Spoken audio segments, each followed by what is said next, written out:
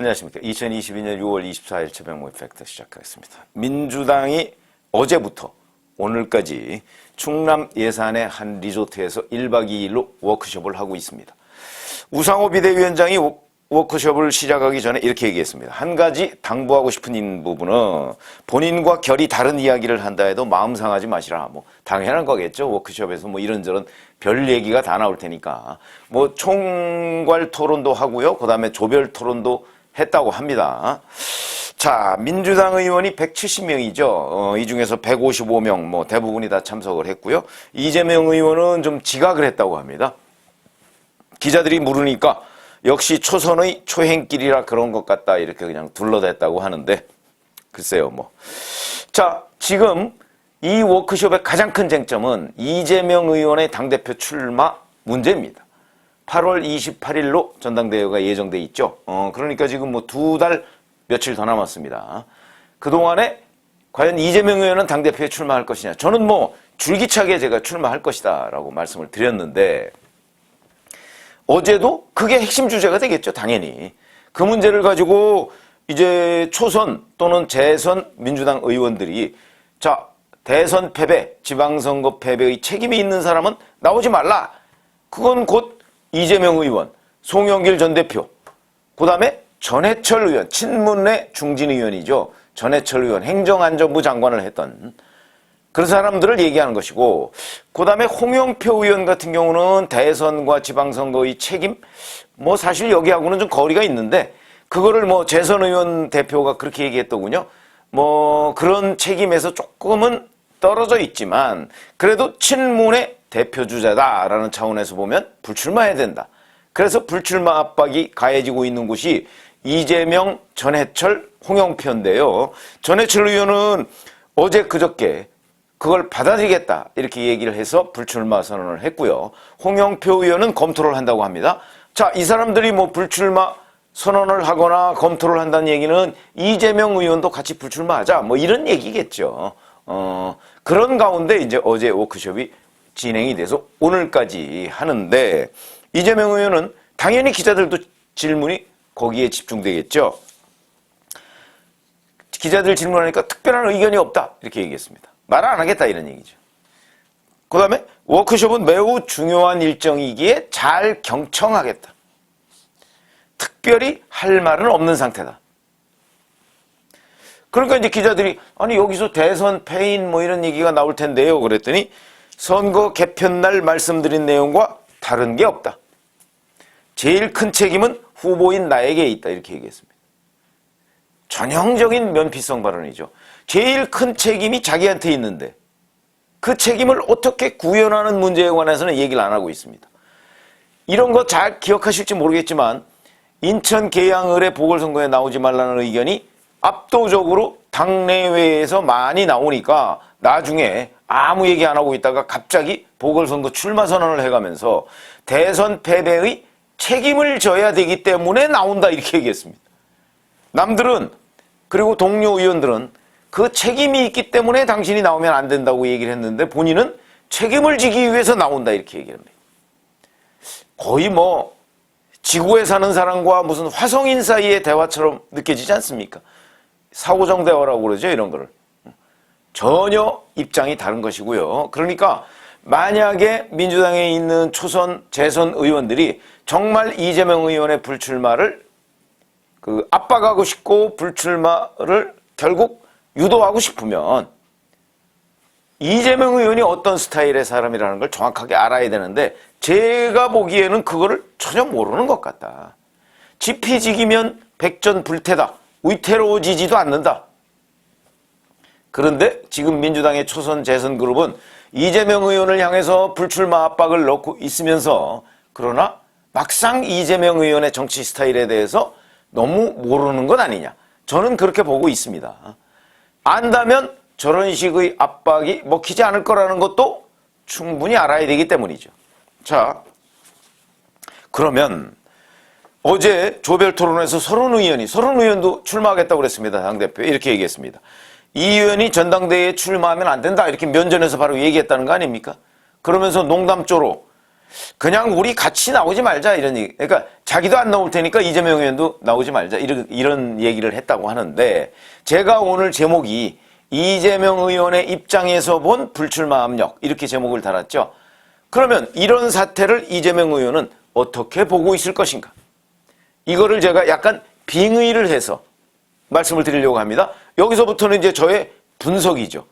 저의 그 경험을 바탕으로 한 분석입니다. 저는 맞을 거라고 보는데, 자, 이재명 의원은 어떤 생각을 가지고 있을까요? 우선 이재명 의원은 왜 이 워크숍에 어떤 얘기가 나올 것이 뻔한데 전부 시종일관 자기 얘기일 겁니다. 그런데도 과감하게 참석을 했습니다. 왜? 정면 돌파죠. 어차피 맞을 매다 내가. 두 달 뒤가 뭐예요? 출마 선언을 하려고 한다면 아마 7월 중순쯤에는 출마 선언을 해야 되는데 한 달도 안 남았습니다.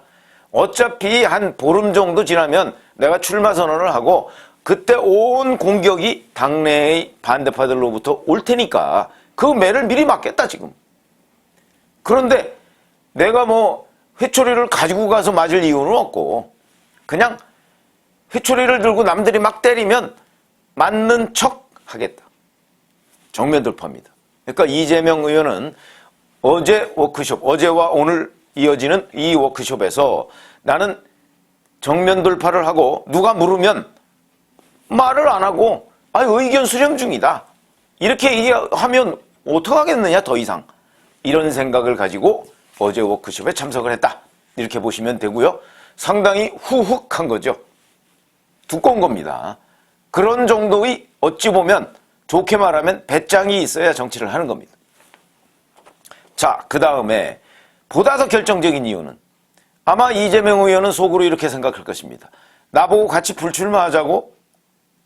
당신들이 내 마음을 알아? 내 입장이 돼본 적이 있어? 이렇게 반문을 하고 싶을 겁니다. 그게 바로 사법적 리스크라고 우리가 그냥 애둘러서 표현하지만 감옥 가기 싫다 이 얘기죠. 감옥 가기 싫다 이 얘기입니다. 무슨 얘기냐면, 자, 우선 경찰에서 벌이고 있는 이재명 의원 관련 수사, 어제도 제가 잠깐 말씀드렸지만 성남FC 후원금 의혹, 경기도 법인카드 유용, 이건 공금 횡령이죠. 그 다음에 백현동 아파트 관련, 그 다음에 경기주택도시공사 GH 그 합숙소 문제, 이게 지금 진행 중이고 대선 끝나고 나서 계속해서 여기저기서 동시다발적으로 압수수색이 진행되고 있습니다. 이미 상당한 정도로 경찰이 압수물을 가져가서 분석하고 있습니다. 그 다음에 수원지검이 어제 변호사비 대납 등등과 관련해서 쌍방울 그룹 본사를 압수수색했습니다.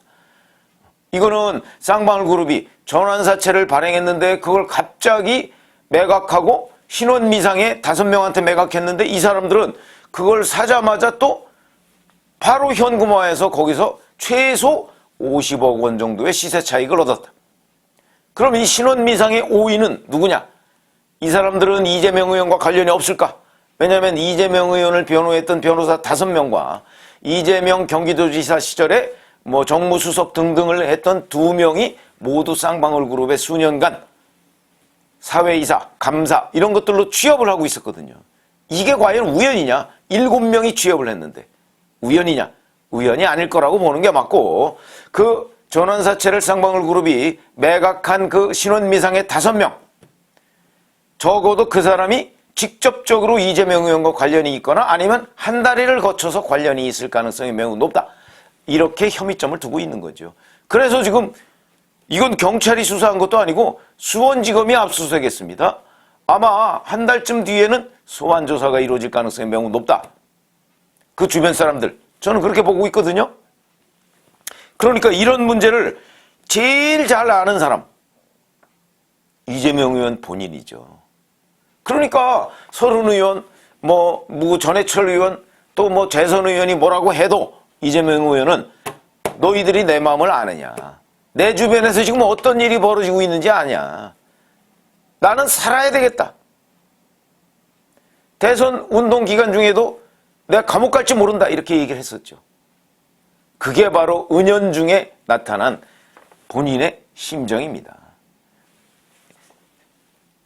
성남FC 후원금과 관련해서 자기가 어떤 일을 벌였는지 본인이 제일 잘 알죠. 그런데 이거를 지금 자기는 아무 관련이 없는 것처럼 부인해야 하고, 법인카드 유용 의혹 그거 우리 부인이 썼느냐 이렇게 주장을 했죠. 아니, 부인을 위해서 배소연 씨가 쓴 거 아닙니까? 부인이 쓴 거나 마찬가지죠. 부인이 쓴 것보다 더 나쁜, 죄질이 더 나쁩니다. 그걸 이재명 경기도지사가 몰랐을까요?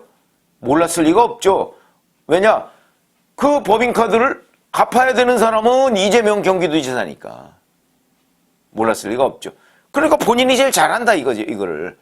그리고 본인이 변호사입니다. 법조인입니다. 이거에 대해서 어떤 책임을 져야 되는지 너무나 잘 압니다. 법률적으로 대응이 불가능하다는 사실도 잘 알 것이고요.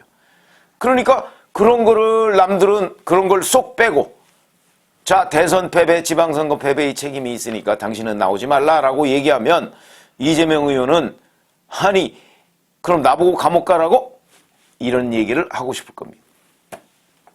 더군다나 오늘 아침 동아일보 보도를 보면 백현동 노트가 압수됐다, 경찰에. 이런 기사가 있습니다. 백현동 노트가 뭐냐? 잘 아시지만 2014년에 이 백현동 시행업자가 한국식품연구원 부지를 사가지고 성남시에다가 용도 변경을 해주세요 라고 2번씩이나 신청을 했습니다. 다 반려됐죠. 안 돼. 그러니까 이 시행업자가 김인섭 씨라는 사람을 2015년 1월 달에 영입을 합니다. 김인섭 씨는 누군가요? 2006년 성남시장 선거, 이때 이재명 후보가 나왔습니다. 낙선했죠. 그때 선거대책 본부장이었습니다. 초핵심 실세라는 의미죠. 그거였고 2010년에도 이재명 성남시장 선거 때 관여를 했습니다. 굉장히 이재명 성남시장과 가까운 사람이고 그 이재명 성남시장 주변 사람들과는 뭐 아마도 호용호제를 하지 않을까. 그런데 그 사람을 2015년 1월 달에 영입을 하고 영입하자마자 한 달 만에 용도 변경 우리가 검토하고 있어. 이런 답변을 받습니다. 그러니까 이 시행업자는 쾌재를 불렀을 겁니다. 역시 김인섭 내가 영입하길 잘했어. 그럼 김인섭이라는 사람은 어떻게 했을까요? 이 모든 것의 인허가권자는 이재명 당시 성남시장입니다. 자, 그리고 실제 1월 달에 영입이 되고 나서 9월 달에 용도 변경이 무려 4단계나 올라갑니다. 당초 국토교통부는 2단계 정도를 상향해 주어서 식품연구원이 부지를 팔고 지방으로 갈 수 있도록 좀 도와달라 이렇게 얘기를 했는데 그걸 핑계 삼아서 무려 4단계를 해서 거기에 아파트를 지을 수 있도록 해줍니다. 이게 뭘 의미하는 거죠? 이로 인해서 그 시행업자로부터 김인섭 씨는 70억을 이른바 구전이라고 하죠. 구전. 그러니까 그 사례로 받았고요. 이 시행업자는 3천억 원의 이익을 받습니다. 그러면 여기에 이재명 당시 성남시장의 몫은 없었을까? 또는 이재명 성남시장 측근들의 몫은 없었을까? 그 사람들은 돈을 안 받았을까? 뭐 이런 의문은 당연히 생기는 거죠.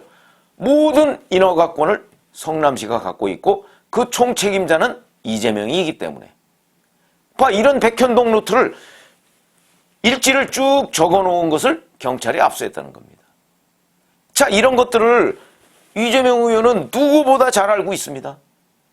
그러면 하루 시시각각으로 본인을 향해서 조여오는 경찰과 검찰의 수사망 피부로 느끼고 있을 텐데 그걸 피할 수 있는 방법, 우선 배지를 달고, 배지를 달으면 체포, 그 다음에 구속 함부로 못합니다. 국회 동의를 받아야 되죠, 회기 중에는. 그런데 곧 9월 1일부터 정기국회 시작됩니다. 정기국회 시작되지 않더라도 임시국회 열어놓으면 되죠. 그걸 방탄국회라고 합니다. 그 다음에 이거 가지고는 좀 부족하다. 그러니까 8월 달에 전당대회에서 내가 출마해서 당대표를 하면 자기가 불려다니거나 자기가 체포될 때 당에 있는 많은 현역 의원들이나 당 지도부가 방어를 하지 않을 수가 없습니다. 왜냐? 민주당 대표를 지금 잡아가려고 하는데 방어 안 할 수가 있습니까? 국민의힘이라도 마찬가지였을 겁니다. 그게 바로 2003년 뭐 이때 이회창 총재가 바로 그겁니다. 차떼기 사건. 총력 방어를 했죠. 당시 한나라당이. 지금 그걸 벤치마킹해서 이재명 의원이 방어를 하고, 그러니까 제가 이재명 의원의 입장에서 본다고 했으니까 내가 당대표를 해야 당 의원들이, 지금 이 당의 이재명계가 그렇게 많지 않습니다. 현역 의원들이. 뭐 기껏해야 한 뭐 20명 안팎. 실제 현역 의원들의 많은 사람들은 관망이고 또 상당수는 반대입니다. 현역 의원들은. 그렇기 때문에 자기가 당대표를 안 하면요, 그냥 그 반대자들은 가만히 앉아가지고 이재명 의원 잡혀가는 것에 대해서 아무런 저항을 하지 않을 겁니다. 그러나 당대표면 그렇게 할 수가 없거든요. 이걸 이재명 의원이 계산하고 있는 거죠. 내가 당대표한 이후에도 당신들이 나의 그 검찰, 경찰 소환에 대해서 가만히 있지 못할 걸? 그래서 나는 당대표를 해야 돼. 당신들하고는 입장이 달라. 이거를 이재명 의원은 계산하고 지금 무언의 과시를 하고 있는 겁니다. 그러니까 당연히 전해철 의원이나 서른 의원이나 이런 사람들하고는 입장이 다르다. 달라도 너무나 다르다. 그거를 서른 의원이나 재선 의원이나 이런 사람들이 제대로 못하고, 뭐 알겠죠. 알지만 이재명 의원 앞에서 당신 감방 안 가려고 그러는 거지, 이렇게 말을 못해서 그러는 거지 알 겁니다. 그러나 말을 못하고 있는 거죠. 이재명 의원은 속으로 당신들이 내 마음을 알아? 라고 생각하고 있을 것이다. 그렇기 때문에 이재명 의원은 어떤 압박이 와도 나가야 된다. 이건 이재명 의원이 감옥에 안 가기 위한 수단이다. 물론 그러면 또 이런 거 아마 궁금하신 분들이 있을 겁니다. 그렇게 되면 이재명 의원은 정말 감옥에 안 가느냐? 그건 아니죠. 갈 수도 있죠. 그건 뭐냐면 체포동의안 가결 안 되리라는 보장 없고요. 그 다음에 당대표라고 그래서 뭐 최대한 맞겠지만 궁극적으로, 아니 올해 연말이면 정기국회 끝납니다. 글쎄 끝까지 소환 버틸 수 있을까요? 그러나 언제든 최대한 늦추거나 막을 수 있다. 최대한. 그러니까 국회의원 배지를 안 달고 있거나 당대표가 안 되거나 했을 경우에 본인한테 가해지는 그 검찰과 경찰 소환, 그 다음에 뭐 체포동의안, 구속동의안 뭐 이런 것들을 막아내는 힘하고 그걸 가지고 있을 때 막아내는 힘의 차이가 엄청나다는 걸 이재명 의원은 너무나 잘 알고 있기 때문에 최대한 방어벽을 쌓자 하는 차원에서 지금 그 국회의원 배지는 이미 달았고 이제 당대표에 나오려고 하는 건데, 그걸 지금 다른 의원들이나 이런 사람들은 그냥 뭐 나오지 말라, 그건 얘기 안 되는 거죠. 이재명 의원 입장에서 보면 당신들하고 나와는 입장이 달라, 이렇게 지금 얘기를 하고 있는 겁니다. 그렇기 때문에 어떤 난관이 있더라도 이재명 의원은 당대표에 출마를 할 것이다. 그렇기 때문에 여기서 워크숍에 가서 얘기 안 하고 그냥 뭐 경청하는 자세라는 건 핑계고, 실질적으로는 나는 나의 길을 간다. 이걸 이미 결정해 놓고 있는 상태다. 이렇게 보시면 됩니다. 그러니까 이재명 의원의 입장에서는 나는 지금 내가 살자고 이러는 것이다. 그렇게 판단을 하고 있기 때문에 누가 뭐라고 해도 이재명 의원은 당대표에 나오지 않을 수가 없다.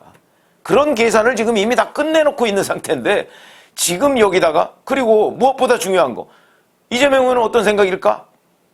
나를 당대표에 시켜주기 싫으면 누군가가 나와서 나를 꺾으면 되는 것 아니냐. 그래서 이재명 의원이 정당의 주인은 당원이다 이렇게 얘기한 겁니다. 원래 정치는요, 정당의 주인은 국민이라고 얘기를 합니다. 이재명 의원도 과거에 그렇게 얘기했습니다. 근데 이제는 바꿨습니다. 왜? 자기가 당대표가 돼야 되기 때문에. 그리고 당원들 사이에서는 이재명 의원이 높습니다. 압도적이죠, 현재.